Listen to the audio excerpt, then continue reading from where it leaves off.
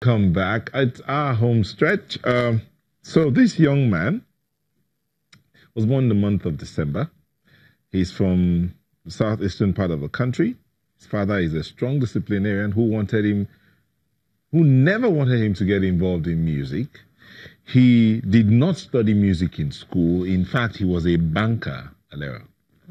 He was a banker. Another one of those. Another one of those. And but he left that and decided to carve a niche for himself in the music industry. His name, the one I know, is Tochukwu.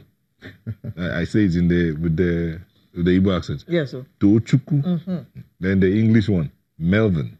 Then another Igbo one, Ejiofo. But you know him as Bliss.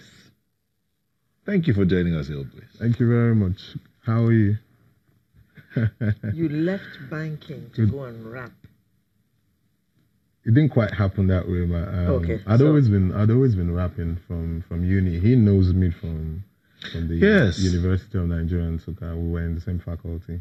Yeah, so I'd always been making music from my first year through school. Okay. And then came to Lagos for my youth service. I had to graduate because my parents weren't going to have it. Yeah. Correct, guys. Yeah. Growing up in Eastern Nigeria wasn't an option. It wasn't. You had to go to school and find some sort of structured profession for yourself and income. So I came in, but I always had music, somewhere in my DNA. So I just came to Lagos. I was serving and rapping and hiding while I was making all the music I was making in the bank. Hiding from the bank? Hiding from, from your parents? My bosses, no. Then I was independent, so I could do what I wanted to do. But, like, there's always been this stigma about music and banking. It's almost like two extremes, you know, sort of like, and I was in oil and gas. It was a very key department for the bank. So my customers would come and be like, I saw somebody like you on television. Do you make music? I'm like, nah, no, sir. Not me. But after... Look alike. Look alike, But I kept making music. Weekends, when I had no training and no extra work to do in the bank, I'll go to the studio and record, And since then, and then even eventually when I left banking, I decided that I'd learned enough in banking to structure my own business in the music industry and entertainment industry. So I just took off. Okay. Yeah. So now we have the background. Yes, so when you were going to take off, what did your mother have to say about all this? All kinds of stuff. You can't leave what's certain and move into uncertainty. An area of uncertainty. You can't. It was just. But it was a transition that I needed to make. Because in banking... She discouraged you, right? Definitely. She did, but in a subtle way. My mother always feels like... And shout out to her. I'm sure she's watching this show. Yeah, Good morning, ma. Before she'll come in and be like, who were you shouting at? and she greet properly. Yeah. So typical mother. Yeah, typical. So she did, but she let me take my decisions. And here I am. And she stood by you since then? Absolutely. Not just my entire family, man. They look at me like a risk taker that would eventually sort it out and get it done. What did your dad have to say? My dad is late. Okay. My dad is late, so he wasn't around to see all of this transition. To see his son leave. Yeah.